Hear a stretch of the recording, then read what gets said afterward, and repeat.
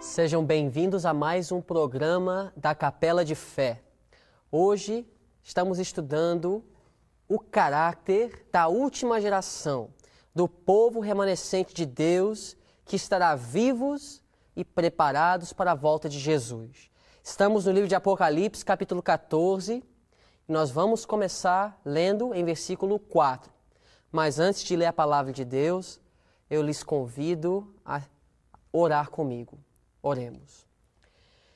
Querido Pai que estás nos céus, mais uma vez, Senhor, muito agradecidos estamos a Ti pela Tua palavra, pela oportunidade que o Senhor nos deu de estudar juntos.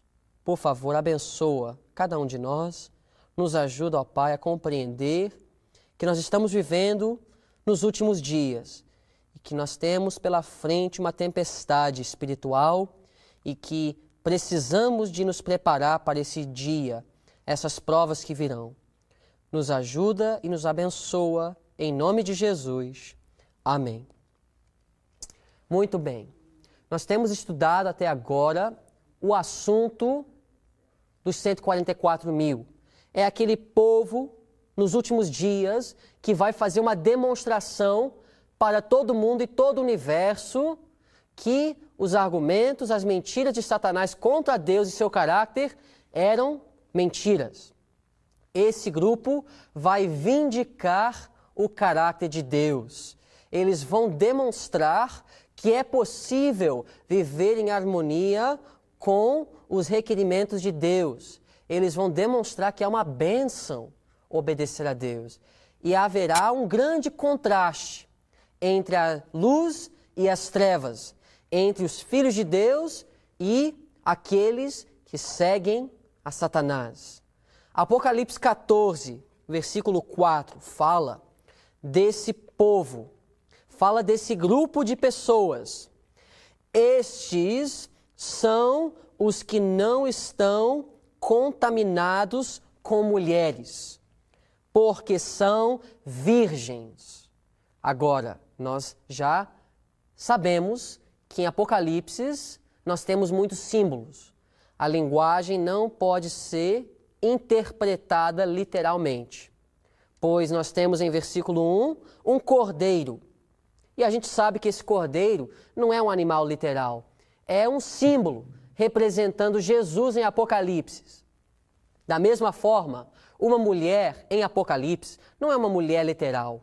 Nós temos aqui um símbolo. Na Bíblia, em profecia, uma mulher representa o quê? Vamos ver. Vamos abrir nossas Bíblias no livro de Jeremias, capítulo 6, versículo 2.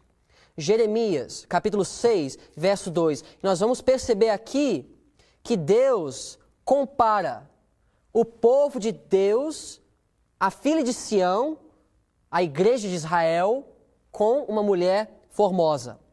Verso 2. A formosa e delicada assemelhei à filha de Sião.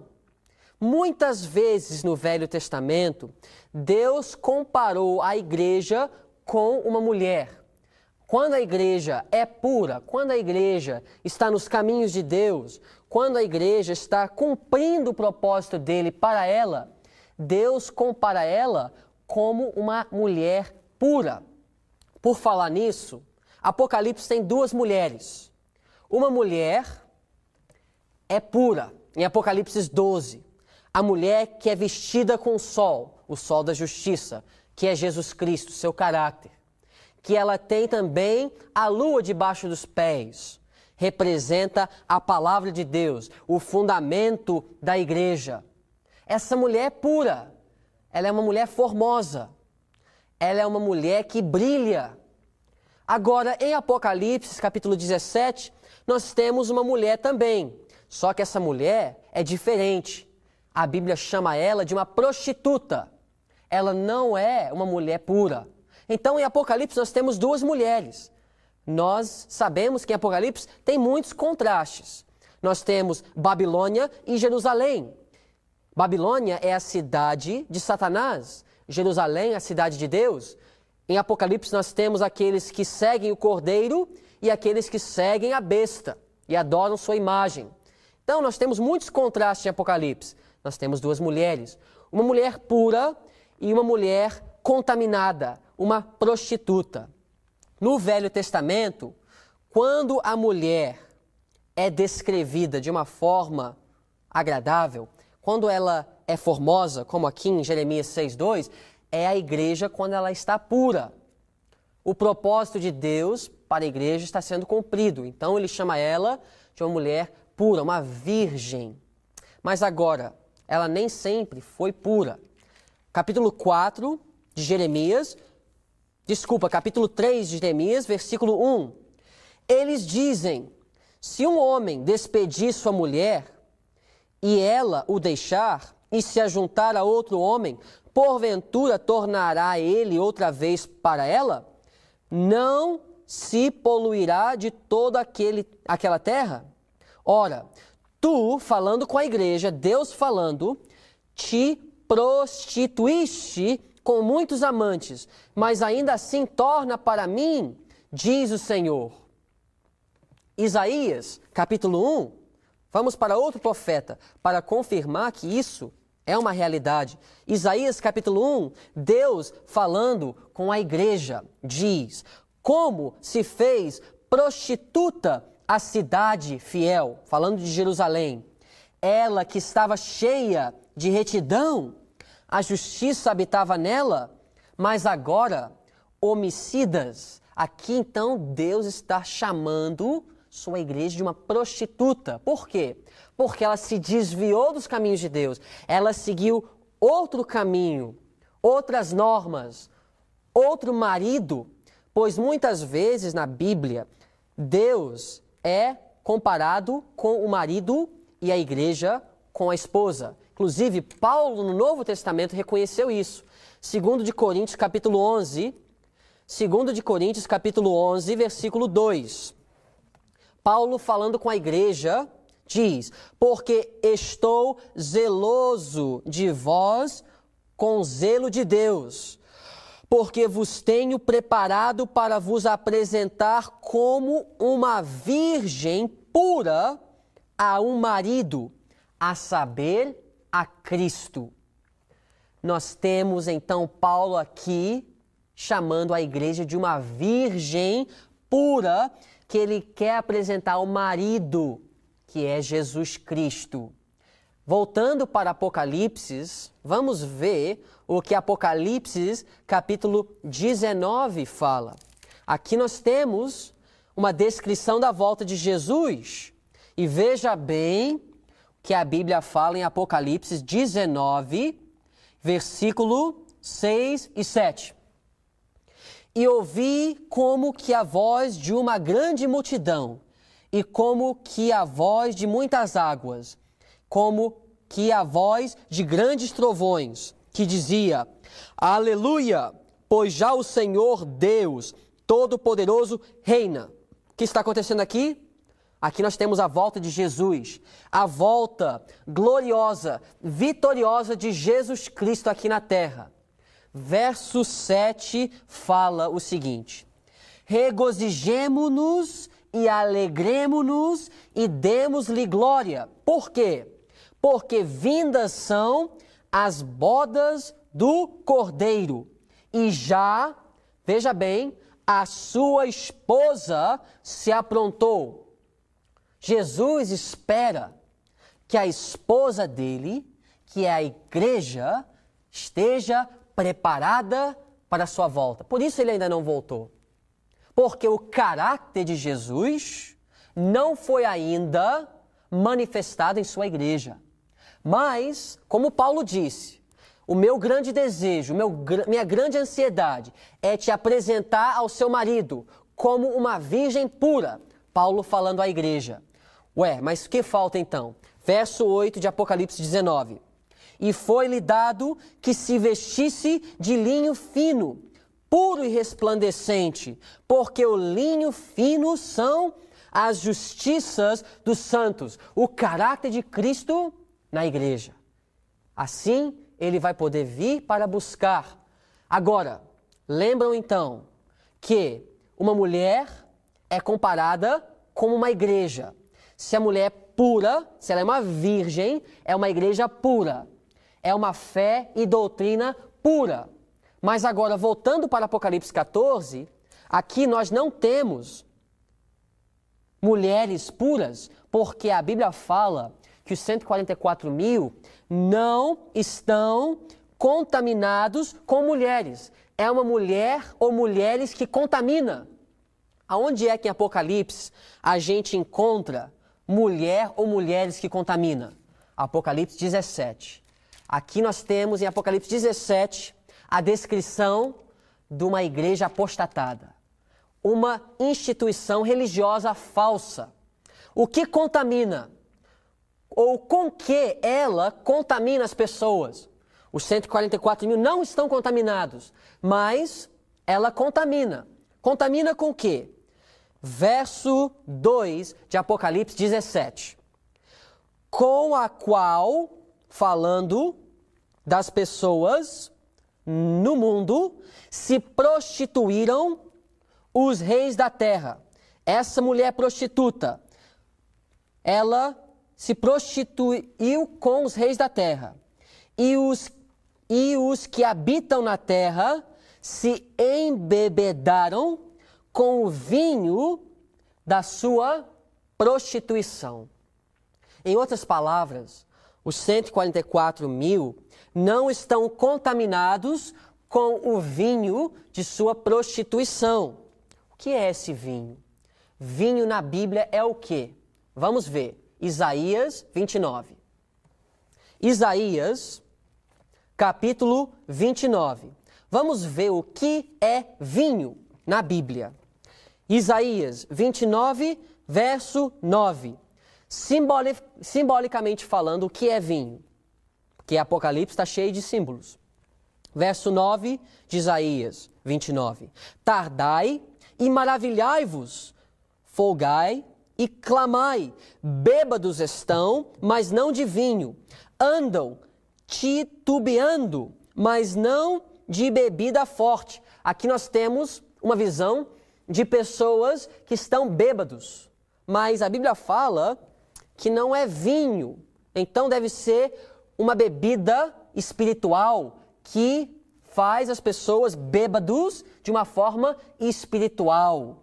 Talvez é algo que tira o raciocínio, porque o vinho, ela afeta a mente. Mas aqui estamos falando simbolicamente. Verso 11. Por isso, toda visão vos é como as palavras de um livro selado que se dá ao que sabe ler, dizendo: lê isto, peço-te. E ele dirá: não posso, porque está selado. Esse vinho faz com que as pessoas não conseguem compreender as palavras de Deus. Traz confusão, traz algo para a mente das pessoas que faz com que elas não vê, são cegos, estão sem compreensão. O que é esse vinho? Verso 13 de Isaías 29. Porque o Senhor disse: pois que este povo se aproxima de mim, e com a sua boca e com os seus lábios me honra, mas o seu coração se afasta para longe de mim. E o seu temor para comigo consiste só em mandamentos de homens, em que foi instruído. Aqui, amigos, a gente vê que aquilo que fez as pessoas bêbadas não é vinho literal, é mandamentos, doutrinas de homens, que faz com que elas não conseguem compreender as palavras de Deus. Jesus, ele citou Isaías 29, mas ele faz uma aplicação muito interessante. Vamos abrir no livro de Marcos, capítulo 7, versículo 7. Jesus está citando aqui Isaías 29. O mesmo capítulo que fala que as pessoas estão bêbadas, mas não com vinho literal, com vinho simbólico. Jesus fala, verso 7. Em vão, porém, me honram, ensinando doutrinas que são mandamentos de homem. Verso 8, a aplicação de Jesus. Porque deixando o mandamento de Deus, retendes a tradição dos homens, como a lavar dos jarros e dos copos e outras coisas que naquela época as pessoas estavam fazendo, substituindo as doutrinas de Deus, tradições humanas. Jesus fala que se você está adorando a Ele, mas deixando de lado os seus mandamentos e estabelecendo tradições humanas, você está adorando a Ele em vão. O que significa, então, que os 144 mil não são contaminados com mulheres, não são contaminados com o vinho da prostituta de Apocalipse 17, não estão contaminados com Babilônia, que é aquela cidade representada pela mulher em Apocalipse 17. O que é esse vinho?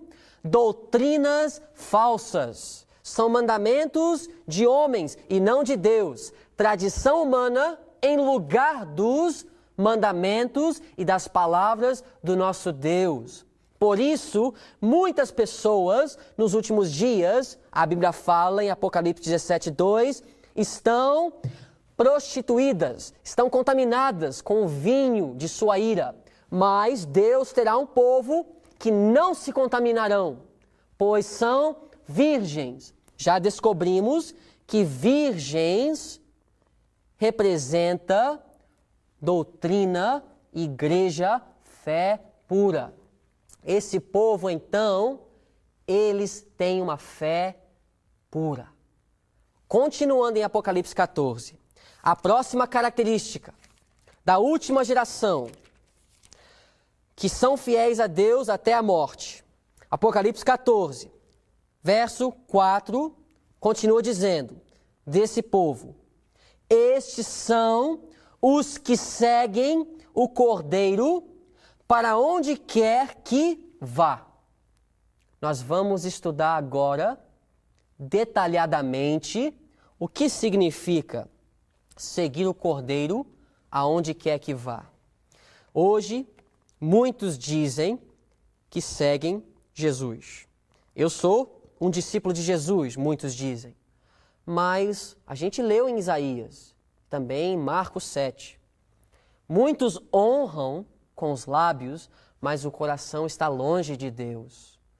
Deus quer mais do que apenas uma profissão com palavras. Ele quer frutos. Ele quer uma demonstração na vida que nós somos realmente seguidores de Jesus.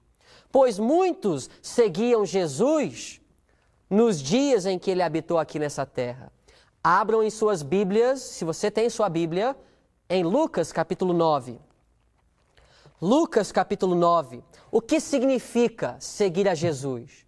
Pois a Bíblia fala que a última geração, aqueles que estão preparados para a volta de Jesus, seguem o Cordeiro aonde quer que vá. Lucas 9, verso 23. E dizia a todos, se alguém quer vir após mim, Jesus falando, negue-se a si mesmo e tome cada dia a sua cruz e siga-me. Porque qualquer que quiser salvar a sua vida, perdê-la-á. Mas qualquer que, por amor de mim, perder a sua vida, a salvará. Aqui nós temos uma descrição maravilhosa do que é seguir a Cristo. Amigos, seguir a Cristo é mais do que ir na igreja uma vez por semana. Pois Jesus disse, aquele que quer me seguir, se alguém quer vir após mim, negue-se a si mesmo. O que é isso? É quando a sua vontade está em conflito com a vontade de Deus, você vai rejeitar a sua própria inclinação e fazer o que Deus quer. Jesus, no jardim do Getsemane, é um exemplo perfeito. Não a minha vontade, ó Pai, mas a sua seja feita. Isso é seguir a Jesus. Tomar a sua cruz cada dia. Cada dia você vai tomar a sua cruz. Pois o cristianismo, amigos, não é ter uma cruz pendurada no pescoço. Isso não vale nada para Deus. Deus não quer isso. Sim, Ele quer que você tome a cruz de Cristo. O que é tomar a cruz de Cristo? É fazer a vontade dEle. É fazer aquilo que às vezes é difícil. É amar o seu inimigo. É fazer bem para o seu próximo. É negar a sua própria vontade para fazer a vontade de Deus e trabalhar em favor daqueles ao teu redor. Isso é tomar a sua cruz. Jesus tomou a cruz dele. Paulo também tomou a cruz dele. Ele sofreu fome. Ele foi perseguido. Perdeu amigos, até família, por a causa de Jesus, pois ele tomou a sua cruz. Isso é seguir a Cristo, é negar a si mesmo, tomar a sua cruz. Além disso, é perder a vida. Quem quer perder a vida? Bom, Jesus falou, se você quer salvar a vida, você tem que perder a vida. E aquele que quiser salvar a vida, ele vai perder. Perder a vida? Muitos perderam a vida nos dias de Noé. Mas é porque eles quiseram salvar a vida. Não entraram dentro da arca. Queriam salvar a vida. Acharam que se eles entrassem dentro da arca, eles estariam perdendo a vida. Assim eles perderam. Nos dias de Ló, a família dele, alguns saíram, outros não. Por que os que não saíram, não saíram? Porque queriam salvar a vida dentro de Sodoma. Por isso, perderam a vida. Seguir a Jesus é perder a vida. É entregar tudo o que você tem, tudo o que você é, toda a sua energia, seus esforços para a causa de Deus. Você perde a vida aqui, mas você ganha a vida eterna. Capítulo 9, do mesmo capítulo, e versículo 57. Alguém uma vez falou para Jesus, prestem bem atenção.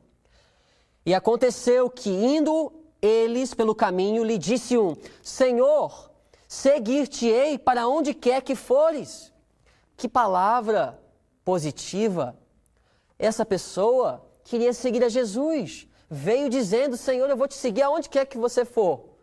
Mas Jesus teve uma reação muito interessante. Parece que ele já sabia o que estava no coração dessa pessoa. Porque ele falou o seguinte em verso 58. As raposas têm covis e as aves do céu ninhos, mas o Filho do Homem não tem onde reclinar a cabeça. Amigos, muitos seguiam a Jesus naquela época por causa dos pães e dos peixes, por causa dos milagres, por causa das curas, por motivos egoístas, porque acharam que Jesus poderia lhes dar uma vida boa aqui na terra. Mas Jesus não veio para oferecer ninguém uma vida melhor aqui na terra, materialmente falando. Ele veio para oferecer o caráter de Deus. Ele veio para transformar a mente, transformar a vida espiritual e preparar as pessoas para viver eternamente com Ele. Isso sim Ele veio oferecer. Mas essa pessoa veio dizendo: Senhor, eu vou te seguir aonde quer que você for. Jesus falou: veja bem, você não compreende o que é seguir a mim. Deixa eu lhes dizer, eu não tenho dinheiro para te oferecer. Eu nem tenho aonde reclinar a minha própria cabeça. Verso 59. Aí Jesus vem dizendo para outro: segue-me. Mas ele respondeu: Senhor, deixa que primeiro eu vá a enterrar meu pai. O que está errado com isso? Ele quer ir enterrar o seu pai primeiro. Amigos, ele queria esperar até o dia em que seu pai morresse para ele receber uma herança, para ele ter dinheiro e condições melhores para que, se ele fosse seguir a Jesus e não desse certo, ele teria uma garantia aqui nessa vida ainda. Com esse coração, você não pode seguir a Jesus verdadeiramente. Por isso Jesus disse: deixa aos mortos o enterrar os seus mortos, porém tu vai e anuncia o reino de Deus. Você tem que ter um coração não dividido para seguir a Jesus. Você tem que compreender, em primeiro lugar, o que Ele fez por você. compreendendo o que Ele fez por você, isso vai despertar em você um amor por Ele. Isso vai fazer com que você siga Ele com todo o coração. Buscar-me-eis, Ele disse, e me achareis quando me buscardes de todo o coração. E também Ele diz, buscai-me enquanto se pode achar. Olha, veja bem, amigos. Jesus está nos chamando para o seguir, mas pelo motivo certo. Não por causa de dinheiro, posição ou poder, mas por causa de uma transformação de vida e caráter. O jovem rico veio dizendo que ele queria seguir a Jesus, mas Jesus falou, antes você tem que fazer isso, vender tudo que você tem e dar aos pobres. Mas ele amava aquilo que ele tinha mais do que Jesus. E então Jesus veio dizendo, você não pode me seguir. E ele não seguiu a Jesus, porque ele não tinha disposição de seguir de todo o coração. Lucas 14, para concluir o nosso estudo. Verso 25. Ora, ia com ele uma grande multidão. Que bom, muita gente seguindo a Jesus. Mas olha o que Jesus disse. Verso 27, e qualquer que não levar a sua cruz e não vier após mim, não pode ser meu discípulo. Pois qual de vós, querendo edificar uma torre, não se assenta primeiro a fazer as contas dos gastos, para ver se tem com que acabar? Você tem que contar os gastos. Você quer seguir a Jesus? Sua vida será transformada, mudada, você terá felicidade e paz verdadeira. Mas isso requer uma cruz. Você vai ter que negar aquilo que você ama, talvez. Talvez pessoas em sua família, que são muito importantes para você, vai estar em conflito contigo por causa dos mandamentos de Deus. Mas vale a pena seguir a Jesus. Você quer seguir a Jesus hoje? Se você quer, ore comigo e vamos entregar nossas vidas a Deus. Querido Pai que estás nos céus, por favor, Senhor, tome nossas vidas em Tuas mãos. Muito obrigado pela Tua palavra. Nos abençoa, Senhor, e nos guarda, e nos dê poder para seguir a Ti, aonde quer que o Senhor for. Em nome de Jesus te pedimos. Amém.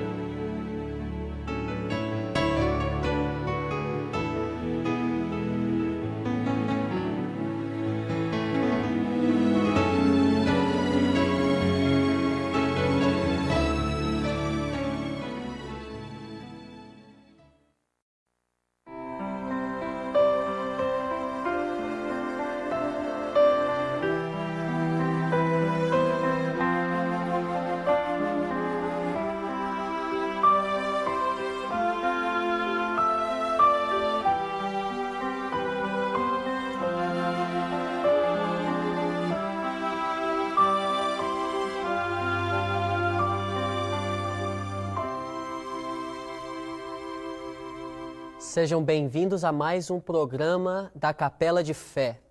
Hoje estamos estudando o caráter da última geração, do povo remanescente de Deus que estará vivos e preparados para a volta de Jesus. Estamos no livro de Apocalipse, capítulo 14, e nós vamos começar lendo em versículo 4. Mas antes de ler a palavra de Deus, eu lhes convido a orar comigo. Oremos. Nós temos em versículo 1, um cordeiro.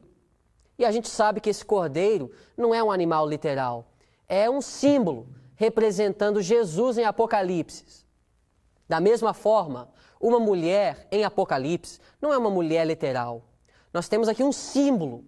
Na Bíblia, em profecia, uma mulher representa o quê? Vamos ver.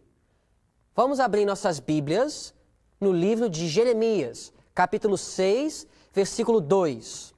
Jeremias, capítulo 6, verso 2. Nós vamos perceber aqui que Deus compara o povo de Deus, a filha de Sião, a igreja de Israel, com uma mulher formosa. Verso 2. A formosa e delicada assemelhei à filha de Sião. Muitas vezes no Velho Testamento, Deus comparou a igreja. Esse grupo vai vindicar o caráter de Deus. Eles vão demonstrar que é possível viver em harmonia com os requerimentos de Deus. Eles vão demonstrar que é uma bênção obedecer a Deus. E haverá um grande contraste entre a luz e as trevas, entre os filhos de Deus e aqueles que seguem a Satanás. Apocalipse 14, versículo 4, fala desse povo, fala desse grupo de pessoas.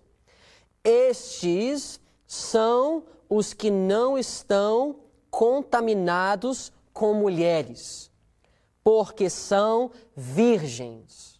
Agora, nós já sabemos que em Apocalipse nós temos muitos símbolos. A linguagem não pode ser interpretada literalmente. Pois, querido Pai que estás nos céus, mais uma vez, Senhor, muito agradecidos estamos a Ti pela Tua palavra, pela oportunidade que o Senhor nos deu de estudar juntos. Por favor, abençoa cada um de nós, nos ajuda, ó Pai, a compreender que nós estamos vivendo nos últimos dias e que nós temos pela frente uma tempestade espiritual e que precisamos de nos preparar para esse dia, essas provas que virão. Nos ajuda e nos abençoa, em nome de Jesus. Amém.